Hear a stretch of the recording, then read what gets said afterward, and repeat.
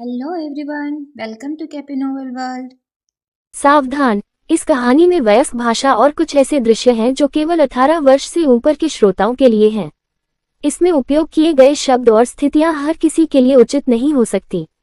श्रोताओं से अनुरोध है कि वे अपनी सूझबूझ का इस्तेमाल करें और इसे अपनी जिम्मेदारी पर सुनें। अध्याय 171। और अब तुम आखिरी बचे हो, चांदी जैसी आंखों वाली आवाज ने कहा। लियू वेई जहां छाया में खड़ा था, वहीं से बाकी 3 आदमियों के बीच हो रही बैठक को देखते हुए अपनी आंखें सिकोड़ लीं। क्या वे जानबूझकर उसे बाहर रख रहे थे? यदि हाँ, तो क्यों? लियू वेई अपने भीतर क्रोध को बढ़ता हुआ महसूस कर रहा था। उसने अपना हाथ बढ़ाया और उन सुंदर लपटों को पकड़कर घसीटते हुए अपनी ओर खींच लाना चाहा। उसने अपना सिर एक तरफ झुकाया और सोचने लगा कि उसका एक हिस्सा इस विचार का विरोध क्यों कर रहा है। इन्हें मार डालो, फिर वो तुम्हारी हो जाएगी, आवाज ने फिर से कहा, बेहद मोहक अंदाज में। लियू वेई के चेहरे पर गुस्सा झलक रहा था। वो उसकी थी, और अगर उन्हें लगा कि वे उसे उससे छीन सकते हैं, तो वो उन्हें सबक सिखाएगा। क्या तुम नहीं चाहते कि वो तुम्हारी हो? लियू वेई ने अपनी आंखें बंद की और गहरी सांस ली। अपनी भावनाओं को दबाते हुए उसने अपनी गर्दन चिटकाए और हाथों में चमड़े के दस्ताने ठीक किए। उन्हें मारना ली दाई लू को दुखी कर देगा। वह उसे दुखी करने की बजाय खुद को मारना बेहतर समझता था, ताकि वे जी सकें। फिलहाल के लिए उसने देखा कि तीनों आदमी खड़े हुए और एक पल के लिए एक दूसरे को देखने लगे। जो भी हुआ था, उससे उनमें कुछ बदलाव आ गया था।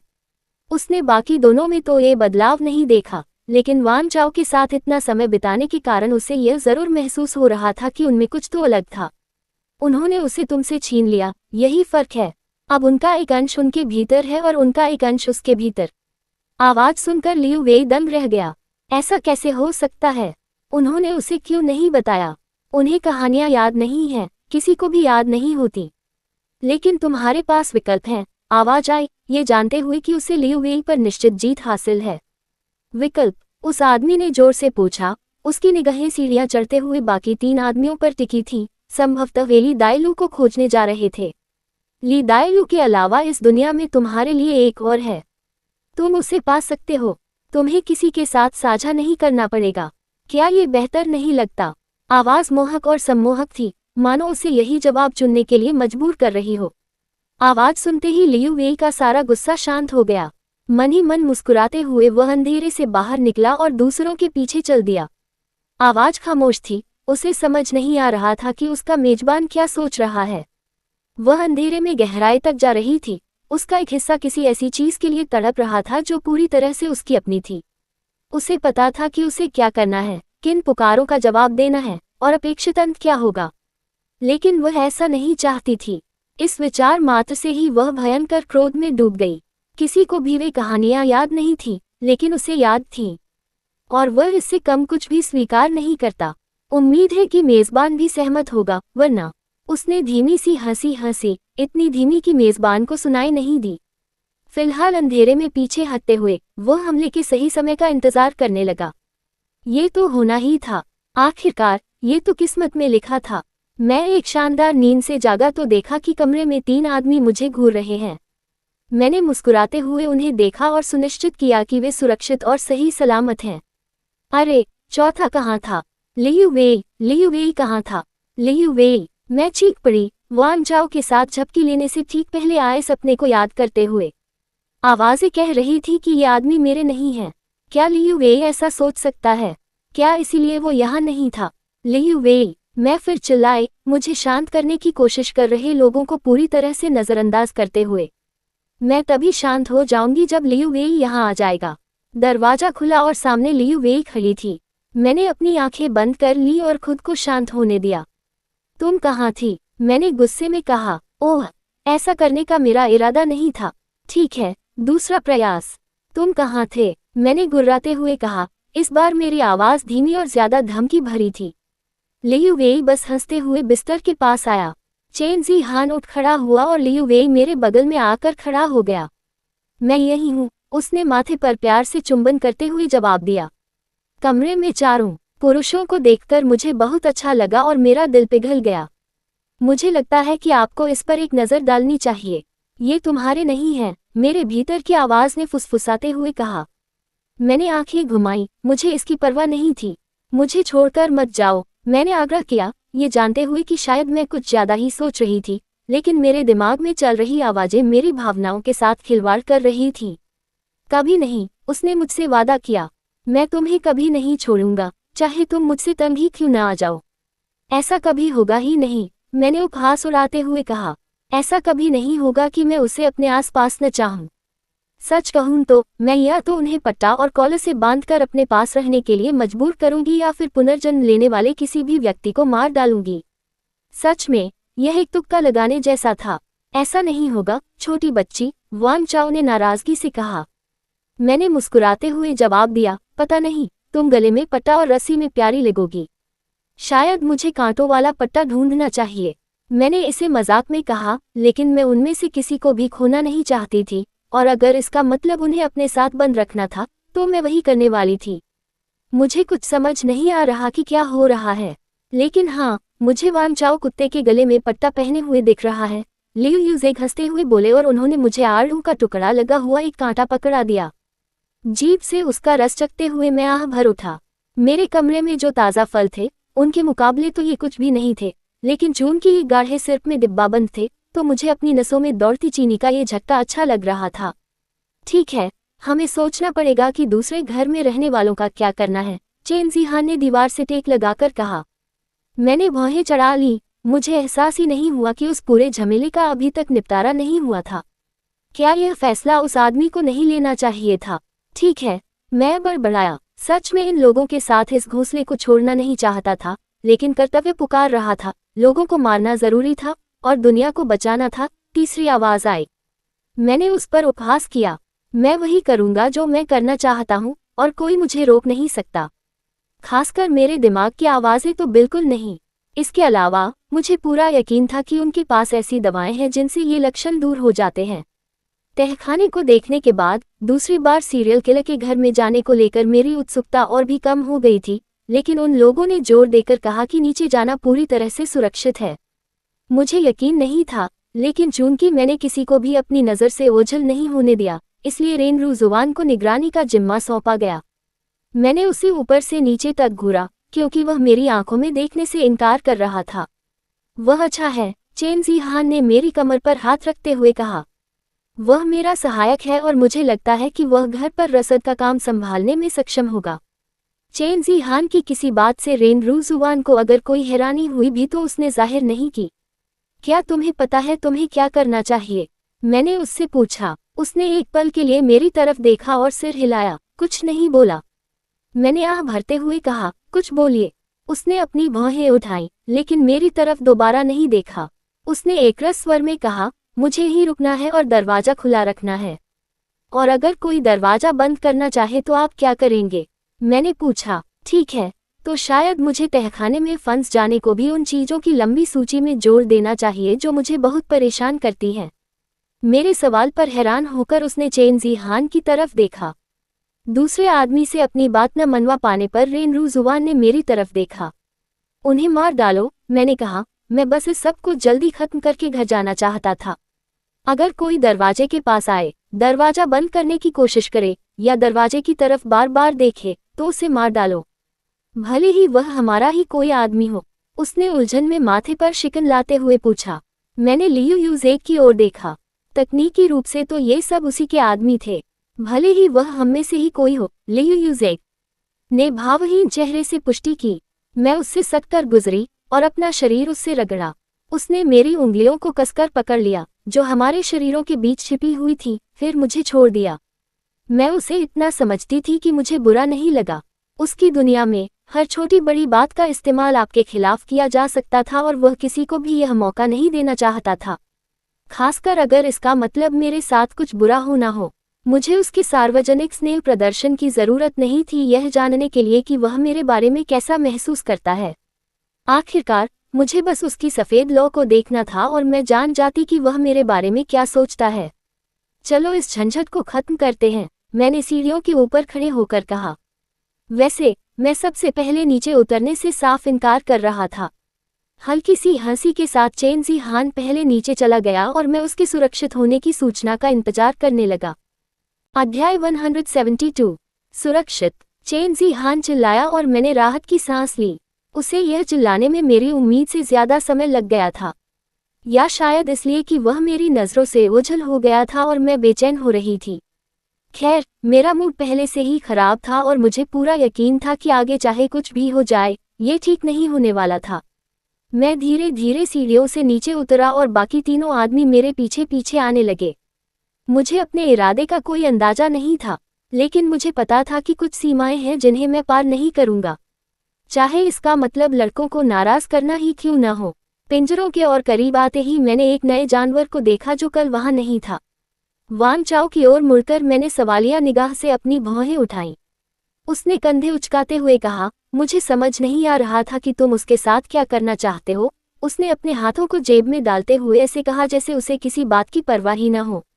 लेकिन वो तो फौजी है, मैंने कहना शुरू किया। मैंने सोचा था कि फौजी होने के नाते उसे छूट मिल जाएगी, लेकिन ऐसा नहीं था। कोई बात नहीं, उसने मुझे दिलासा दिया। मैंने सिर हिलाया और वहीं खड़े खड़े पिंजरों को घूरने लगा। क्या करूं? मतलब, मुझे पता था कि मैं क्या करना चाहता हूं, लेकिन किसी तरह मैं उन सबको मार नहीं सका। मैंने अपनी आंखें बंद की और गहरी सांस ली। मैं कुछ बोलने ही वाला था कि तभी अंधेरे में बने एक पिंजरे से एक आवाज आई। मैं तुम्हारी मदद कर सकता हूं। आवाज में लंबे समय से इस्तेमाल न होने के कारण कंपन सुनाई दिया। मुझे पता है कि क्या होने वाला है, तो ठीक है। मैं बाकी पिंजरों के बीच से रास्ता बनाते हुए आगे बढ़ा, सर्दियों के मौसम में भी बदबू और भिनभिनाती मक्खियों को नजरअंदाज करता रहा। अपने लक्ष्य तक पहुंचकर मैं नीचे झुक गया और अपने सामने खड़ी लड़की को गौर से देखने लगा।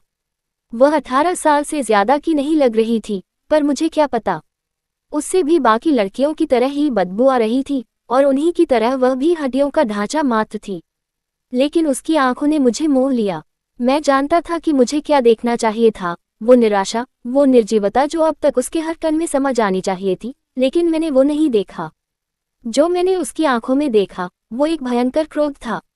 प्रतिशोध की वो तीव्र इच्छा उसके शरीर की स्थिति से बिल्कुल विपरीत थी, जिसने खतरे की घंटी बजा दी। तुम्हें उसे बचाना होगा, मेरे भीतर से एक कोमल, मधुर आवाज आई। भाड़ में जाए वो, सबसे पहले तो वही मरेगी। मैंने उस पर मुस्कुराया और देखा कि उसका गुस्सा इतना बढ़ गया था मानो उसके रोम रोम से निकल रहा हो। हाँ, तुम्हें लगता है तुम मेरी मदद कर सकती हो, मैंने कहा, और मेरे अंदर एक ठंडक सी छा गई। मैंने अपनी उंगली उसके गाल पर फेरते हुए वापस खींच ली। अपनी उंगली पर लगी गंदगी और मैल को देखते हुए मैंने अपना सिर थोड़ा झुकाया। अपने अंगूठे और तर्जनी को आपस में रगड़कर गंदगी को और फैलाते हुए मैंने अपना ध्यान वापस उस पर केंद्रित किया। मुझे लगता है कि मैं वह हिस्सा भूल रही हूँ जहाँ आप मेरी मदद कर सकती हैं, मैंने अपना हाथ उठाते हुए कहा, उससे नजरें हटाए बिना।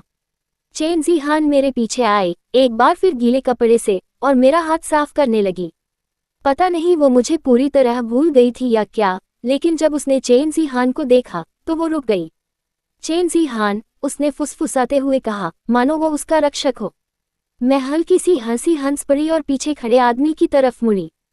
तुम उसे जानते हो, मैंने पूछा। तुम्हारा नहीं, फुफकारती हुई आवाज आई जिसमें 2 शब्दों में एक घमंडी स्वर गूंज रहा था। चेन जी हान ने उसकी तरफ देखा तक नहीं। नहीं, उसने कहा और मेरी हथेली पर ध्यान केंद्रित करते हुए ये सुनिश्चित किया कि उस पर धूल का एक कण भी न हो। मैं हान ली मे हूँ, याद है, मैं हान हाओ गैंग की छोटी बहन हूँ, उसने अपने सामने की सलाखों को पकड़ते हुए कहा। चेन जी हान को देखते हुए उसकी आंखों से एक आंसू बह निकला। याद है, मुझे उस कमीनी पर तरस आया, सच में, और शायद अगर मैं ये बात कई बार कहूँ तो ये सच हो जाए। आंखें घुमाते हुए मैंने चेन जी हान को मुझे खड़े होने में मदद करने दी। तुम्हारी जानकारी क्या है, मैंने तीसरी बार पूछा। उसके और मेरे दिमाग में चल रही आवाज़ों के बीच मुझे भयानक सिरदर्द होने लगा था। उसने मुझे अपनी बाहों में भर लिया और हम दोनों उसके सामने खड़े होकर उसके जवाब का इंतजार करने लगे। तुम कौन हो, उसने गुस्से से दांत पीसते हुए कहा। अगर उसे जीना था तो उसे अपनी भावनाओं पर थोड़ा बेहतर नियंत्रण रखना सीखना होगा।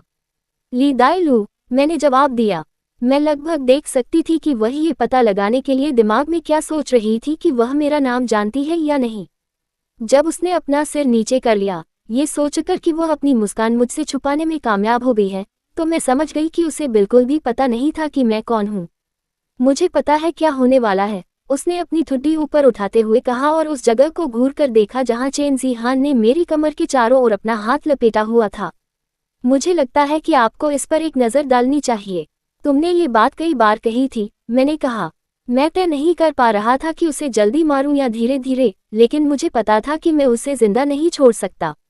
वो एक ऐसे सांप की तरह थी जो हमला करने के लिए तैयार था और मैं उस स्थिति से दोबारा नहीं गुजरना चाहता था। ज़ोबी का कहर आने वाला है, उसने कहा। अब जब उसे लगा कि उसके पास मोलभाव करने का मौका है, तो उसकी आवाज़ और भी मजबूत हो गई। माफ़ करना, मैंने कंधे उचकाते हुए कहा और चेन ज़िहान की छाती पर और ज्यादा झुक गई। ये तो पहले से ही यहाँ है। नहीं, उसने गर्व से जवाब दिया। ये तो बस शुरुआत है। आगे जो होने वाला है वह इससे कहीं ज्यादा बुरा होगा। मैंने अपनी भौहें ऊपर उठाईं।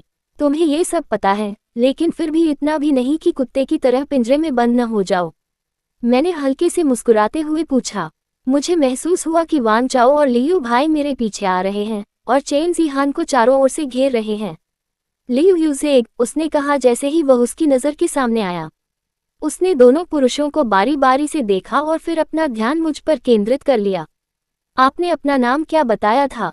मैं मुस्कुराया। तुम्हें और क्या पता है? मैंने उसके सवाल का जवाब देने की जहमत न उठाते हुए पूछा। ऐसे ज़ॉम्बी आ रहे हैं जो दिखने में या व्यवहार में उन ज़ॉम्बी से बिल्कुल अलग हैं जिन्हें आपने पहले कभी देखा है। मज़ेदार बात है, क्योंकि मुझे पूरा यकीन है कि मैं किसी भी ज़ॉम्बी को नहीं जानता, लेकिन ठीक है, कोई बात नहीं। समस्या यह है कि वे पहले से ही यहाँ मौजूद हैं, इसलिए ये जानकारी आपको जीवित रखने के लिए पर्याप्त नहीं है।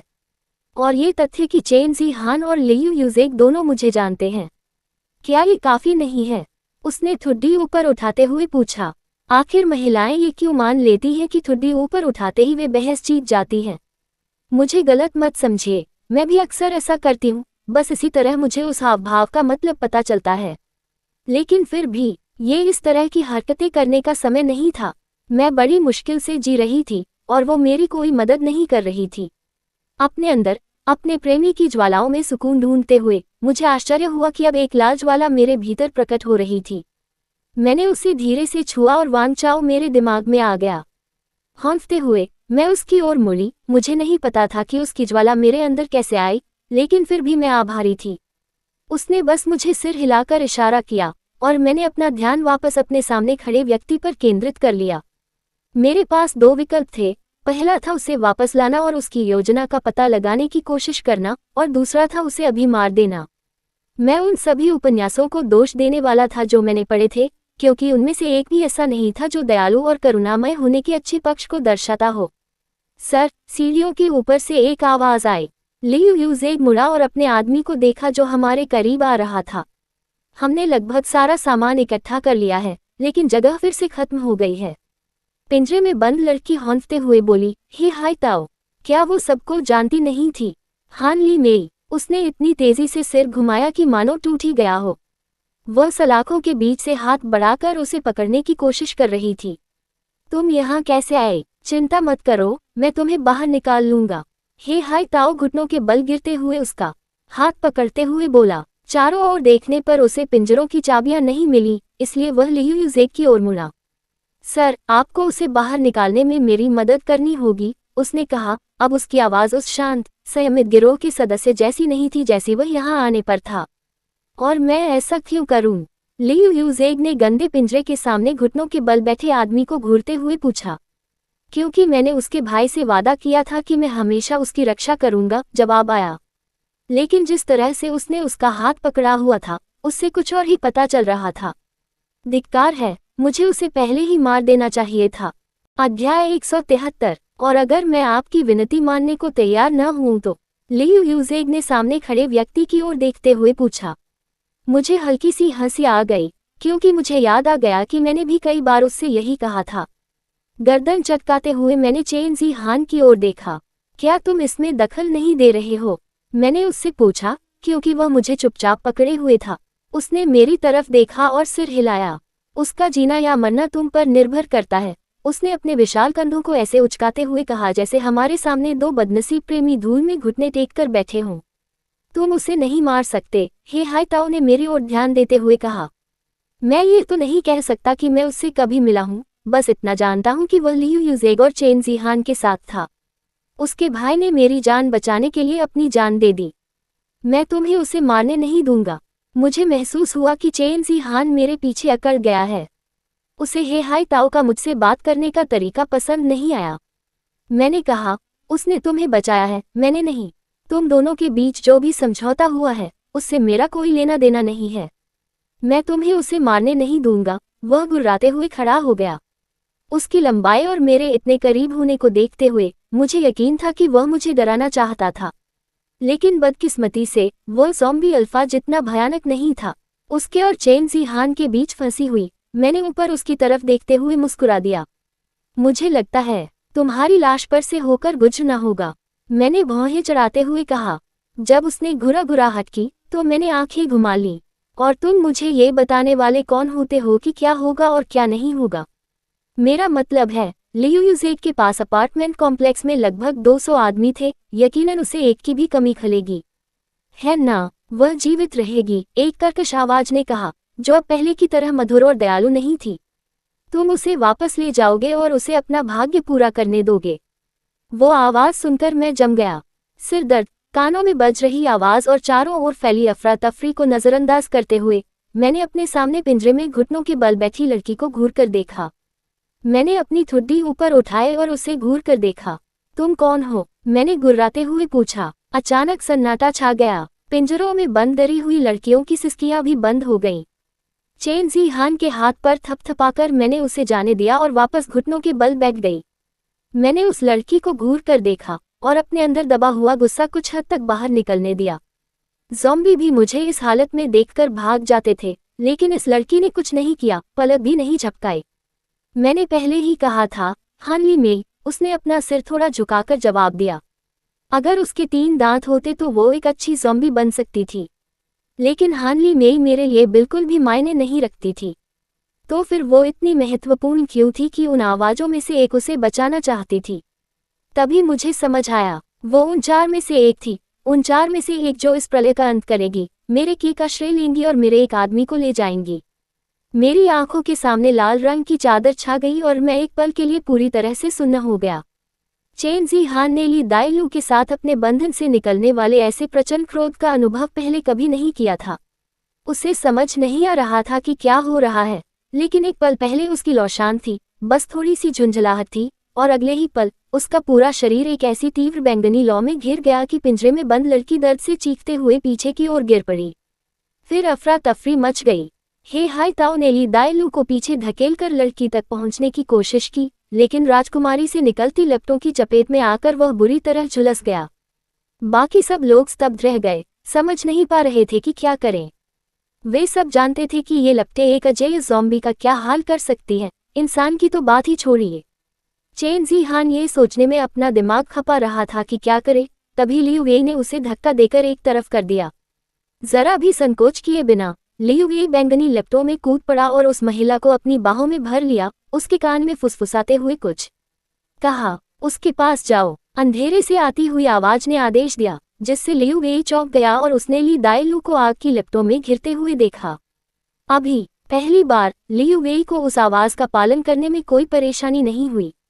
चेन ज़ी हान को एक तरफ धकेलते हुए लियू वेई ने व्याकुल महिला को अपनी बाहों में भर लिया। बैंगनी लपटों को पूरी तरह से अनदेखा करते हुए उसे यह समझने में कुछ सेकंड लगे कि न तो कोई अप्रिय गर्मी थी, न जलने का दर्द, कुछ भी नहीं। उसकी रानी ने उसकी बाहों में रहते हुए ऊपर उसकी ओर देखा और उसके चेहरे पर दिख रही तबाही की भावना ने उसे गुस्से से भर दिया। तुम सब यहाँ से जाओगे, उसने कहा, और उसकी आवाज में मौजूद दर्द ने उसका दिल तोड़ दिया। नहीं, हम ऐसा नहीं करेंगे, उसने उससे वादा किया। वह जानता था कि तकनीकी रूप से वह बाकी 3 आदमियों की तरफ से नहीं बोल सकता, लेकिन उसे ये भी पता था कि जंगली घोड़े भी उसे उससे दूर नहीं कर सकते। तुम सुनोगे, आवाज़ों ने ऐसा कहा है, उसने कहा, और यह पहली बार था जब उसने अपने दिमाग में आवाज़ें सुनने की बात स्वीकार की थी। क्या ये वैसा ही था जैसा वह अनुभव कर रहा था? क्योंकि उसे उन आवाज़ों को सुनने की उतनी ही ज़रूरत नहीं थी जितनी उसे अपनी आवाज़ों को सुनने की। उसे और करीब खींचते हुए वह झुककर उसके कान में फुसफुसाया। उसकी ज्वालाओं ने उन दोनों के लिए एक अलग ही दुनिया बना दी। मैं तुम्हें कभी नहीं छोड़ूंगा। जब तुम मुझे दूर भेजना चाहोगी तब भी मैं वहीं रहूंगा, अंधेरे में तुम्हें देखता हुआ। मैं तुम्हारा हूँ, याद है, तुमने मुझे चाटा था और सब कुछ। उसने अपने शब्दों में थोड़ा हास्य लाने की कोशिश की, लेकिन वो पूरी तरह गंभीर था। मुझे लगता है कि आपको इस पर एक नज़र डालनी चाहिए। वह अपनी बाहों में समाये उस नन्ही सी स्त्री के प्रति आसक्त था। वह एक ही समय में इतनी मजबूत और इतनी कोमल थी। उसकी चाल, उसके मन में चल रहे विचार, हर चीज उसे मकड़ी की तरह मक्खी की ओर खींच रही थी। लेकिन वह उसके जाल में फंसी मक्खी बनकर रहने को तैयार था। अन्यथा उसे बाहर ही रहना पड़ता, बस उसे अपना जीवन जीते हुए देखना पड़ता। और उन्होंने इस तरह जीने से इनकार कर दिया। उसे महसूस हो रहा था कि वह शांत हो रही है, दिल की धड़कन धीरे धीरे सामान्य हो रही है। लेकिन उसने उसे अभी भी थामे रखा था और तब तक नहीं छोड़ा जब तक वह खुद न कहे। और उसे उम्मीद थी कि वह कभी न छोड़े। अगर तुम्हारे लिए कोई और होता तो कैसा होता? कोई ऐसा जिसके साथ तुम्हें किसी को साझा न करना पड़े। उसने धीमी आवाज में पूछा और अपना चेहरा उसकी छाती में छिपा लिया। वह इस विचार पर बस हंस पड़ा। कोई और? क्या वह पागल हो गई थी? क्या उसे समझ नहीं आ रहा था? और कोई नहीं है, उसने पूरे विश्वास के साथ कहा। उसने इस बात पर उपहास किया है, वह अभी हमारे सामने घुटनों के बल बैठी है। लियू वेई ने उसे थोड़ा पीछे खींचा ताकि उसका चेहरा दिखाई दे सके। तुम क्या बात कर रही हो? वह मेरे एक आदमी को ले जाने आए हैं, उसने कहना शुरू किया और जैसे जैसे आग तेज होती गई, उसे बाहर से एक गहरी सांस सुनाई दी, जो उसकी भावनाओं से पूरी तरह मेल खाती थी। 4 नायकों के लिए 4 नायिकाएं। क्या तुम अंदाजा लगाना चाहोगे कि नायक कौन है? उसने उसकी आंखों में देखते हुए पूछा। बेचारा है हाय ताओ, उसे तो दूसरे मुख्य पुरुष कलाकार की भूमिका निभानी ही है। पता नहीं उसे कैसा लगेगा। उसने एक बार फिर उपहास उड़ाते हुए अपना सिर लियू वेई की छाती में छिपा लिया। तो हम उसे मार डालेंगे, हम सबको मार डालेंगे जब तक कोई बाकी न बचे, उसने कहा। उसकी आवाज में बर्फ के पहाड़ जैसी ठंडक छा गई। अगर वह उन्हें मारना चाहती थी तो वे मरेंगे। बात बहुत सीधी थी। उसने उसे सिर हिलाते हुए देखा नहीं, बल्कि महसूस किया। मुझे नहीं पता कि मैं ऐसा चाहती हूँ या नहीं, उसने स्वीकार किया। मैं चाहती हूँ कि आप लोग मुझे मेरे कारण चुने, न कि इसलिए कि मैंने प्रतियोगिता को खत्म कर दिया। आह मेरी जान, उसने उसके माथे पर चुंबन करते हुए उसके कान में फुसफुसाया। कोई प्रतिस्पर्धा नहीं है, उसने अपना गाल उसके सिर पर रखते हुए कहा। लेकिन अगर तुम उसे जिंदा रखना चाहती हो तो हम ऐसा करेंगे। मुझे नहीं लगता कि यह चाहत का मामला है, उसने स्वीकार किया और लियू वेई की कमर पर अपनी बाहें कस लीं। मैं उसे मारना चाहती हूँ, लेकिन मुझे तुम लोगों को वह जीवन जीने देना चाहिए जो तुम्हें जीना चाहिए था। आंखें बंद करके वह लियू वेई की बाहों में गिर पड़ी और बैंगनी लपटों को धीरे धीरे गायब होने दिया। जो होना था वो होकर ही रहेगा, चाहे कुछ भी हो जाए।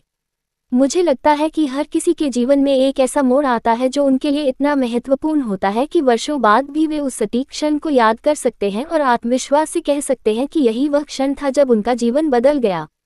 मुझे लगा कि मेरे लिए यह पहली बार था जब मैं ज़ॉम्बी सर्वनाश में प्रवेश कर गई और मुझे पता चला कि मैं अपनी कल्पना से कहीं अधिक शक्तिशाली हूँ। मुझे याद है कि मैं अपनी कहानी की नायिका बनना चाहती थी, लेकिन अंत में ज़ॉम्बी ने मुझे टुकड़े टुकड़े कर दिया। फिर मेरा उसी दुनिया में पुनर्जन्म हुआ और एक बार फिर मैंने सोचा कि मैं अपनी कहानी की नायिका बनूंगी, बिल्कुल सिंड्रेला की तरह, अगर सिंड्रेला को अपने राजकुमार को बचाने के लिए ज़ॉम्बीज़ को मारना पड़े। और फिर वो सपना आया और मुझे एहसास हुआ कि मैं कभी नायिका नहीं बन पाऊंगी, और ये कहानी तो मेरी थी ही नहीं। लेकिन मैं एक बेहद महत्वपूर्ण बात भूल गई। मैं भूल गई कि मैं खुद को बदलने की कोशिश कर रही थी, एक दबंग औरत बनने की कोशिश कर रही थी, अपनी शर्तों पर अपनी जिंदगी जीने की कोशिश कर रही थी। इसलिए अगर मैं नायिका नहीं बन सकती थी तो मुझे खलनायिका बनने में भी कोई आपत्ति नहीं थी।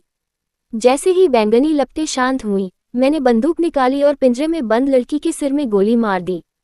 यह मेरा पल था, यही मैंने अपनी पहचान बनाई। सिंड्रेला मर गई, रानी अमर रहे। अध्याय 174। तू कुतिया। हे हाय ताओ ने मेरी हरकत को समझने के लिए एक पल का समय लिया और चिल्लाया। दुर्भाग्य से उसके लिए वह एक पल बहुत लंबा था। उसके माथे के बीचों बीच एक गोली का छेद हो गया और गोली के निकलने के निशान ने उसकी आंखों में छिपी जानलेवा नफरत को छुपा दिया। अब जब हमने ये काम पूरा कर लिया है, चेन ज़ी हान ने अपनी बंदूक को अपनी पीठ के पीछे कमर पर लगी होल्स्टर में रखते हुए कहा। बाकी लोगों के लिए क्या योजना है? जनरल, आप उसे ऐसे ही नहीं जाने दे सकते। वह दुष्ट है, वह किसी को पिंजरे में बंद करके यूं ही कैसे मार सकती है? यू ज़ुयान चिल्लाया और अपने पिंजरे की सलाखों को हिलाने लगा। जब मेरे आदमियों ने उसे बस घूर कर देखा तो वह पीछे हट गया और उपहास उड़ाते हुए बोला, कैसा हीरो है। मैं उसके पास गया, मेरे हाथ में अभी भी 9 मिलीमीटर पिस्तौल थी। मैं झुककर उसके सामने खड़ा हो गया और उसे देखने लगा। क्या तुम्हें लगता है कि वह हीरो है? मैंने पूछा। ऐसा लग रहा था जैसे मुझे हीरो शब्द से कुछ दिक्कत हो रही हो। शायद समस्या के बाद हीरो जोड़ देना चाहिए। यू जुयांग ने मेरी बात पर फिर से उपहास किया। तुम्हारे बगल में खड़ा कोई हीरो कैसे हो सकता है? वह तो कलंक है। धड़ाम उठकर मैंने उस सैन्य नायक को देखा जो कभी वांग चाओ को अपना आदर्श मानता था, लेकिन अब उसकी निंदा कर रहा था। अपने गाल पर कुछ गीला और चिपचिपासा महसूस करते हुए मैंने बिना सोचे समझे उसे झटक दिया, इस बात की परवाह किए बिना कि मेरी उंगलियां खून से लथपथ हो गईं। अगले पिंजरे की ओर बढ़ते हुए मैंने अपने सामने बैठी लड़की पर नजर डाली। वह अपने पिंजरे के कोने में उस बाल्टी के ठीक बगल में बैठी थी जिसका इस्तेमाल केवल कचरे के लिए किया जा सकता था। उसके घुटने उसकी छाती से लगे हुए थे और उसके गंदे बाल उसके और बाहरी दुनिया के बीच एक पर्दे की तरह काम कर रहे थे। उसके लिए इस दुनिया में टिक पाना नामुमकिन था। उस पर दया दिखाने का एकमात्र तरीका यही था कि मैं उसके दिमाग में गोली मार दूं।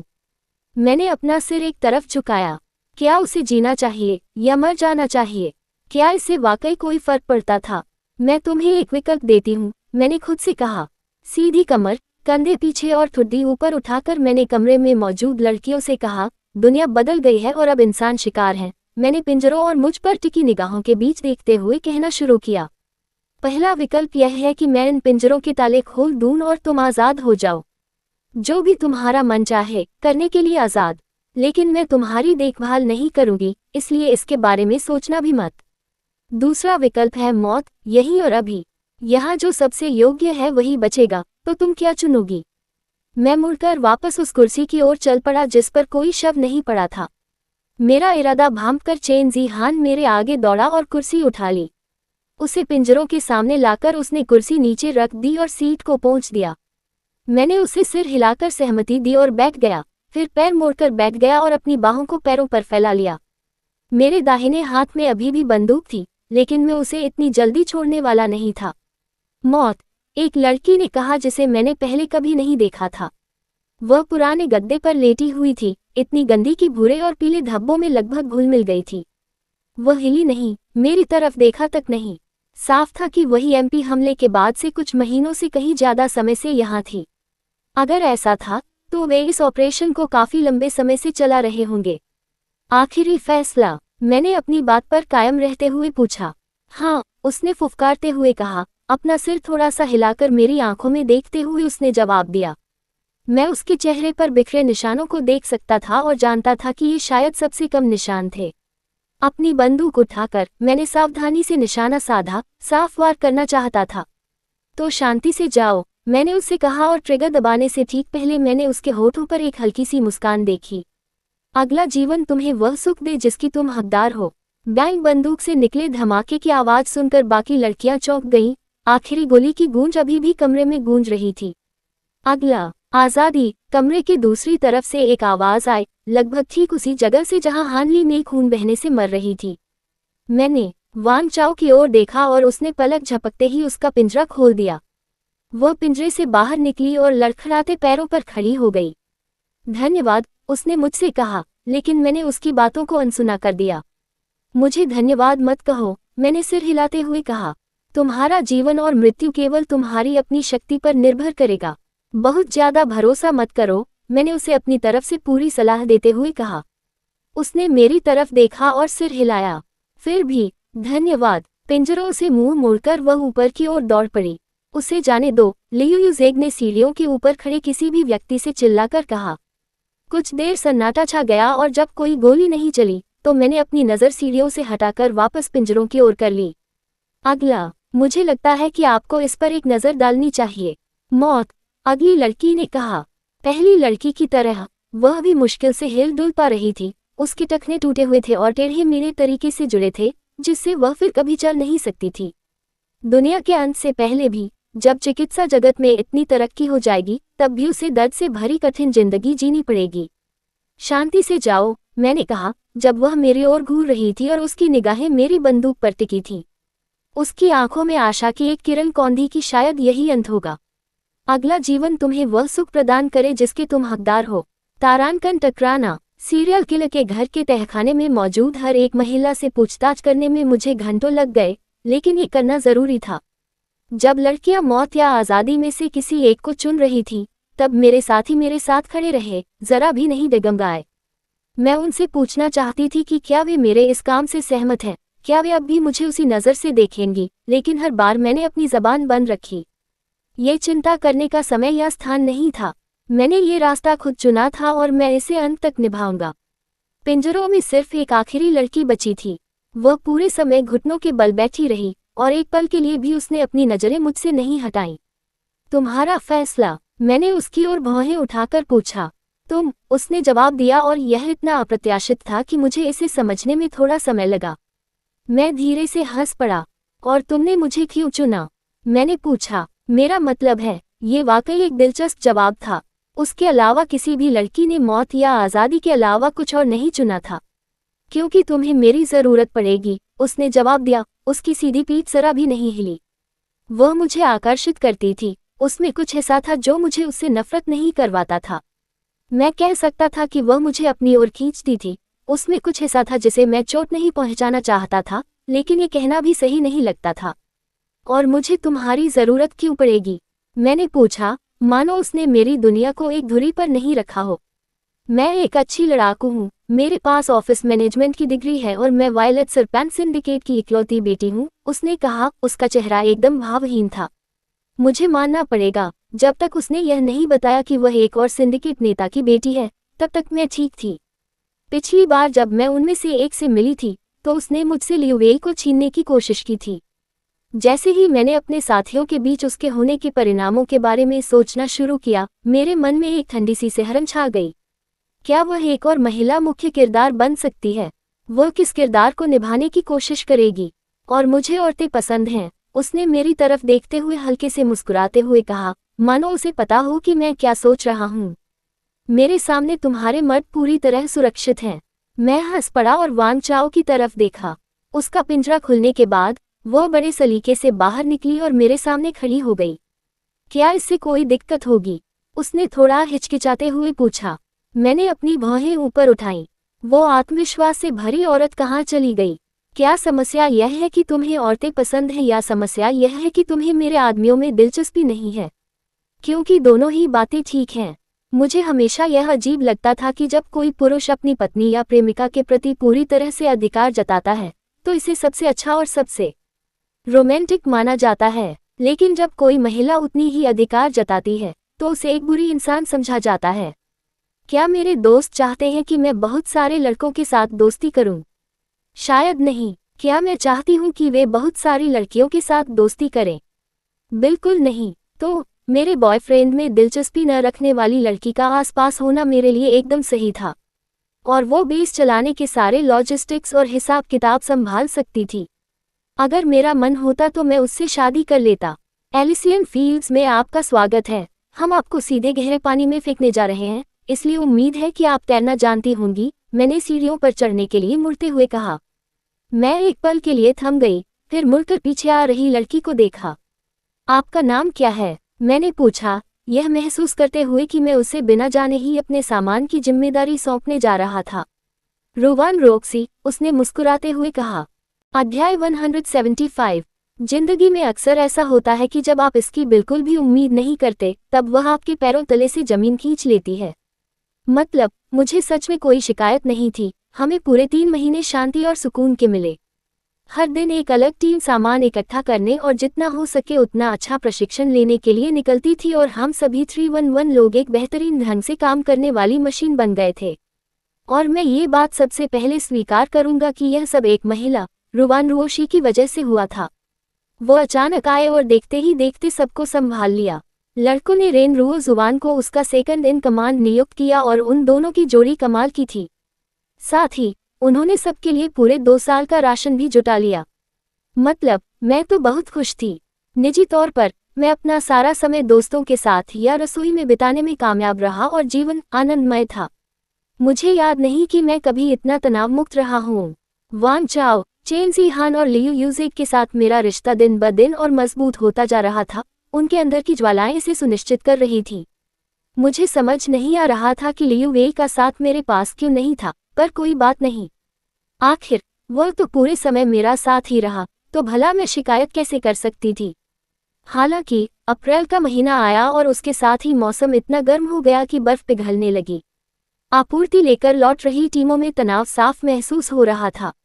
अब सड़कों पर सिर्फ हम ही नहीं थे, लोग भी अचानक सामने आ गए और अपनी जरूरत का सामान इकट्ठा करने लगे, जो मुझे लगता था कि बहुत पहले ही हो जाना चाहिए था, लेकिन उन्हें कुछ भी मिलने से पहले शहर के बाहरी इलाकों में और दूर तक जाना पड़ा। हम इसके कारण हो सकते थे, लेकिन अगर आप मुझसे पूछे कि क्या मुझे इसकी परवाह थी। जैसे ही शिकार इधर उधर घूमने लगा, शिकारी तुरंत उसका पीछा करने लगे। आज गेट पर 150 से ज्यादा लोग आए थे। रुवान रुओशी ने अपने हाथों में पकड़े क्लिपबोर्ड को देखते हुए कहा। रेनरू जुवान चुपचाप उसके पीछे खड़ा था, हमेशा की तरह हर तरह से उसका साथ दे रहा था।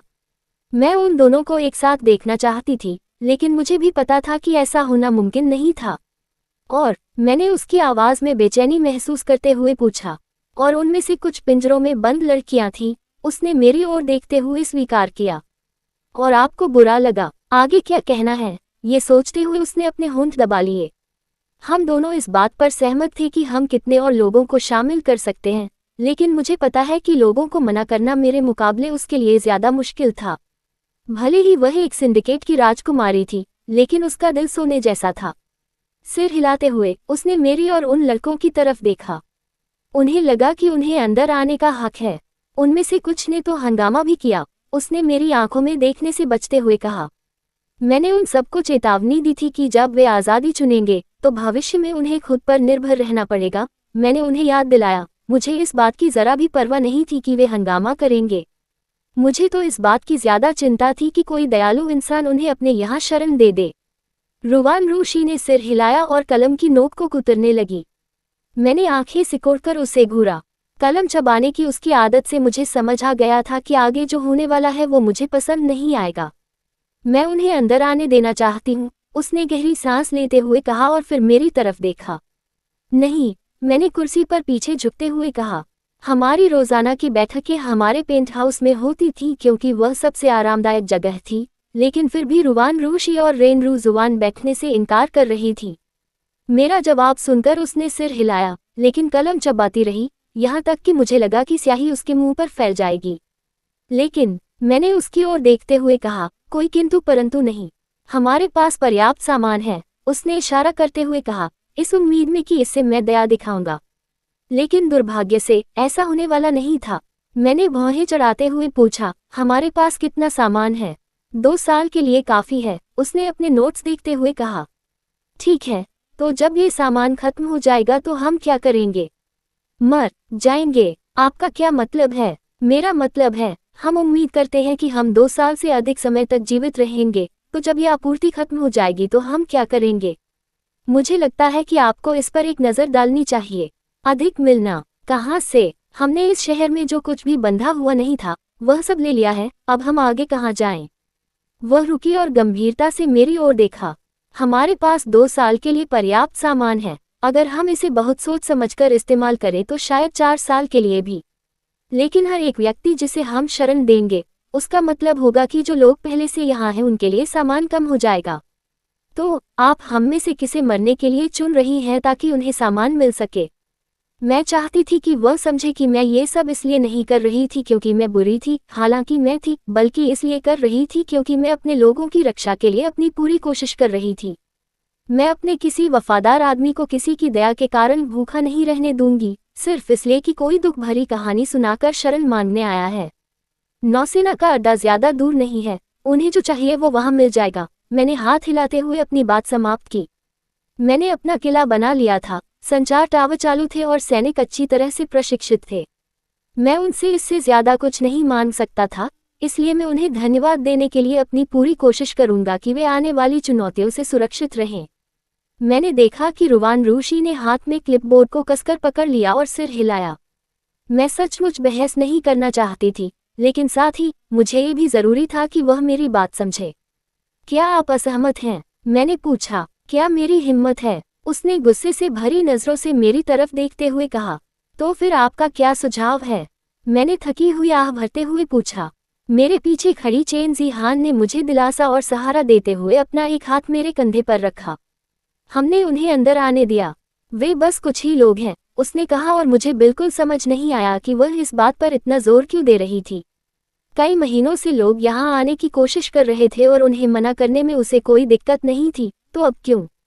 मैंने उसका अध्ययन किया, उसकी उंगलियों की हरकत, उसकी घबराहट भरी हरकतों को देखा और यह समझने की कोशिश की कि उसके दिमाग में क्या चल रहा है।